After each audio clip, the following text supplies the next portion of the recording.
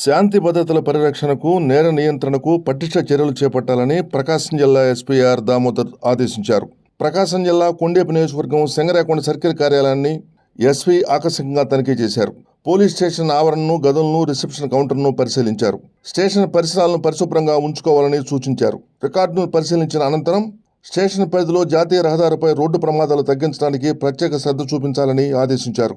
పెండింగ్లో ఉన్న కేసులను త్వరితగతిన పరిష్కరించాలని చెప్పారు.